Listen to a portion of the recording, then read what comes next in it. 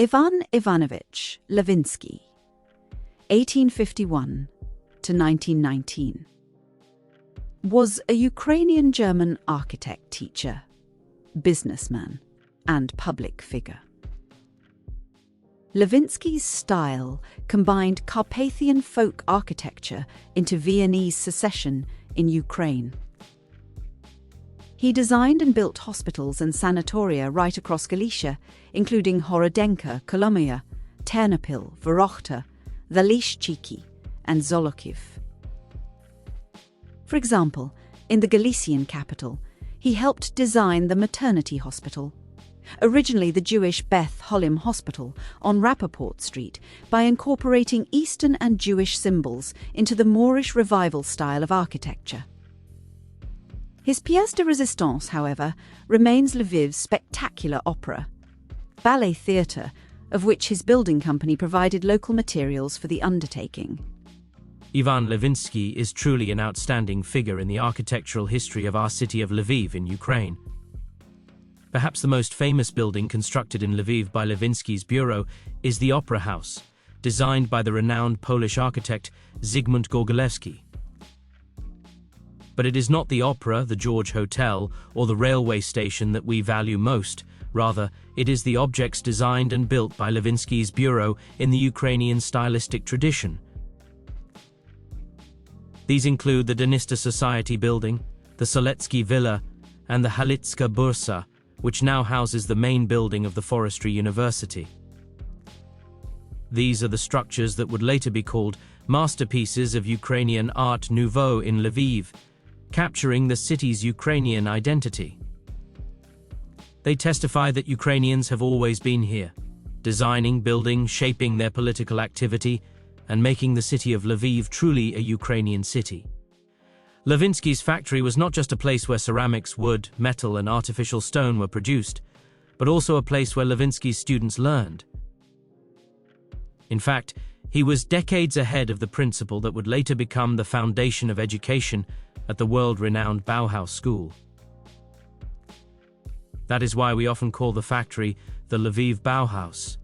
Here, students, working with ceramics, interacting with artisans, creating interior objects and design pieces, were discovering a new stylistic language, a Ukrainian one. By experimenting with patterns, decorations, and various elements of interior and exterior design, they invented the Ukrainian style in architecture. This model is not just a scale replica made from Ivan Levynskyi's drawings, but a dialogue between generations. Before me is a theatre that was never built, the first Ukrainian theatre in Lviv, the theatre of the Ruska Beseda. The plot of land where it was supposed to stand, near the organ hall, still exists today, but the theatre does not, because with the outbreak of the First World War, this project could not be realized in our city. Yet it could have become the quintessence of Ukrainian Art Nouveau in Lviv. However, today, thanks to the drawings preserved in our city's archives, we have been able not only to create a model of this theatre, but also to show the critical role architectural drawings play, and to demonstrate that, in fact, this theatre could even be built today. Today, we have come to a wonderful place in Lviv. We are continuing our blog, which aims to showcase and share examples of remarkable architecture created and still being made by our Ukrainian architects and urban planners. And today I would like to talk a little about the memorial to the heroes of the Heavenly Hundred. However, I think the chief architect of this complex, this memorial, the well-known Lviv architect Bohdan Goy, will tell us more about it. Thank you. We intend to showcase the gems of Ukrainian architecture, not only contemporary ones, but also historical examples. And today we would like to talk about the remarkable legacy of Levynskyi's architectural workshop. One of his examples of work is the construction of the Dnistr Society.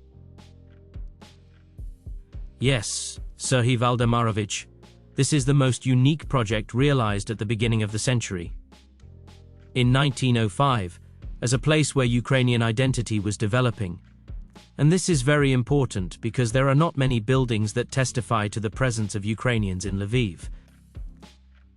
Yet here in the city center, there was a society whose mission was to support Ukrainian business, theater, and culture. What is interesting is that it was Ivan Levynskyi's bureau where he, together with his students, completed this project in the style that would later be called Ukrainian Art Nouveau. For me, the most fascinating detail is that on one of the leading portals, there are two coats of arms, that of Galicia, with a lion leaning on a rock, and that of Kiev region, with Archangel Michael. Already in 1905, Levynskyi, as a renowned Ukrainian architect, was thinking about Ukraine, about East and West together, and he expressed this idea in his work. We continue our conversation and are essentially speaking about history because, as we know, history is created by people, extraordinary people.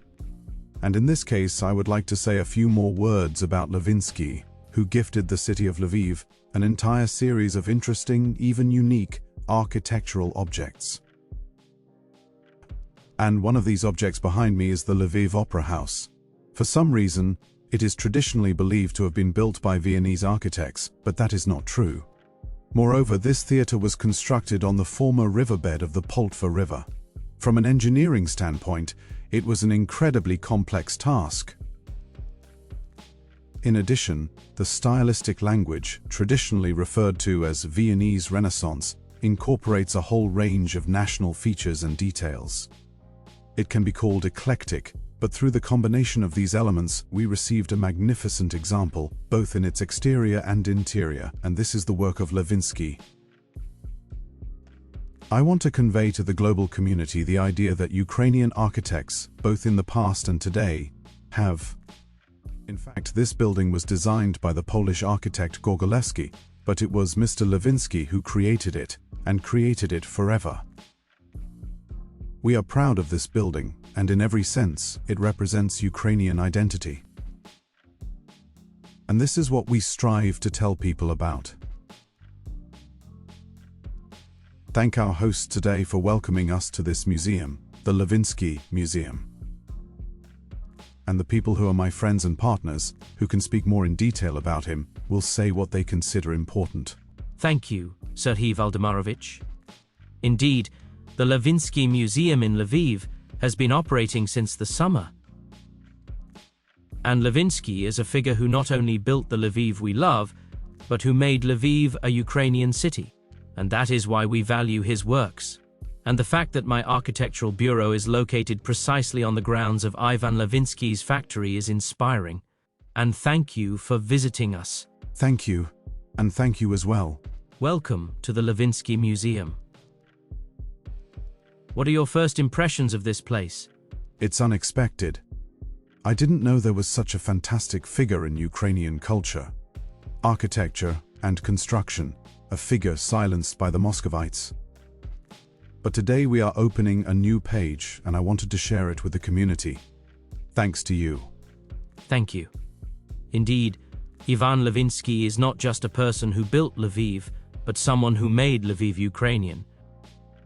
And the fact that his factory has been preserved, that an architectural bureau works here today, and that architects come here, this brings us great joy. Thank you, Serhiy Valdemarovich, for visiting us. Thank you.